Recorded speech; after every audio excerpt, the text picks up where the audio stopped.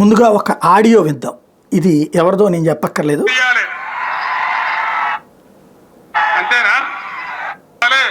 పులిహోర ప్రసాదం తినాలి, ఊరేగింపులు తీయాలి. అంతేనా? ఈ అక్షింతలు, ఈ పులిహోర, ఈ తీర్థాలు, ఈ కాషాయ జెండాల ఊరేగింపు మన కడుపు నింపుతుందా? మన పొలాలకు నీళ్లు తెస్తుందా? ఏం లేదు. ఇక పసుపు కలప, బియ్యం కలప, అక్షింతలు కలప, ఊరూరికి వంచ, पुलिहोरा वंडा 10 मंदी की बेटा ओटलू दुब्बा। मुसलमान भाइयों को, बुजुर्गों को, बहनों को मैं सलाम करता हूं। आप तमाम लोगों को मैं अदबन गुजारिश करता हूं। जिस टाइम मैं तेलंगाना जद्दोजहद के लिए निकला, अल्लाह के नाम लेके निकला। मैंने कहा अल्लाह के घर में देर हो सकता है लेकिन अंधेर नहीं है, और अल्लाह का दया हुआ, अल्लाह का फरमान आया, हमारे तेलंगाना हासिल हुआ। रमजान के टाइम पे हम तौबा भेजते थे, हमको खुशी होती थी, अल्लाह के दुआएं मिलते थे।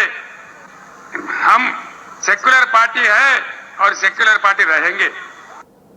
ఇది ఇప్పుడు ఇందులో పాయింట్ ఏంటంటే ముస్లింల దగ్గరకు వచ్చేటప్పటికినేమో అల్లా వలన ఈయన బాగుపడ్డాడు, ఆరోగ్యం బాగుపడిపోతుంది, ఈయనంతా బాగుపడిపోతుంది.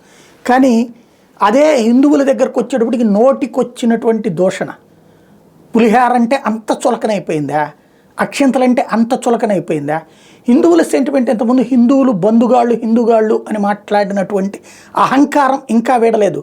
ప్రజలు గద్దెదించాక కూడా అహంకారం వీడలేదు. తను యజ్ఞాలు చేస్తే ఉపయోగం ఏముంది? యజ్ఞాలు చేసినప్పుడు టైంలో కూడా ఇదే అహంకారంతో ఉన్నట్టున్నారు.